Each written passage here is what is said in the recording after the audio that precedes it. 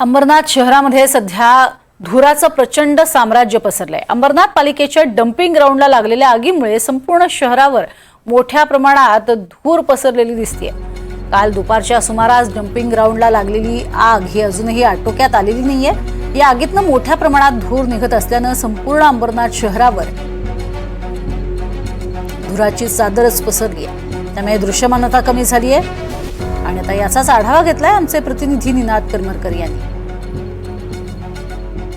अंबरनाथ शहरातल्या डम्पिंग ग्राउंडला काल दुपारच्या सुमारास आग लागलेली आहे आणि आग अजूनही विझलेली नाही आणि ज्यामुळे संपूर्ण अंबरनाथ शहरावर धुराचं साम्राज्य पसरलेलं आहे। मी सध्या अंबरनाथ पश्चिम भागात एका उंच इमारतीच्या टेरेसवर उभा आहे, जिथून आपण संपूर्ण अंबरनाथ शहर पाहू शकतोय।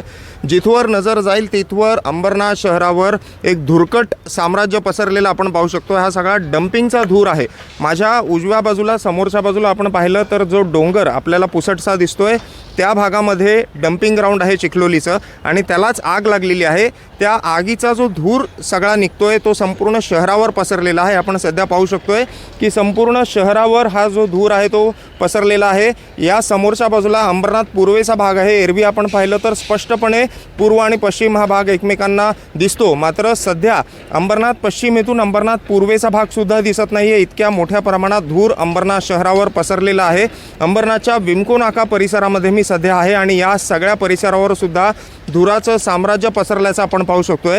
ही आग लागल्यानंतर अंबरनाथ असेल त्याचप्रमाणे उल्हासनगर, बदलापूर आणि MIDCच्या फायर ब्रिगेड्सनं या आगीवर नियंत्रण मिळवण्याचे प्रयत्न सुरू केले होते, मात्र काल दुपारच्या सुमारास ही जी आग लागली होती ती अजूनही आटोक्यात आलेली नाही आहे। कचऱ्याचा मोठा ढीग असल्यामुळे ही आग धुमसत जाते असं अग्निशमन दलाचं म्हणणं आहे आणि अजूनही आगीवर नियंत्रण मिळवण्याचे प्रयत्न सुरू आहेत। मात्र या धुरामुळे अंबरनाथकरांचा श्वास मात्र कोंडला आहे।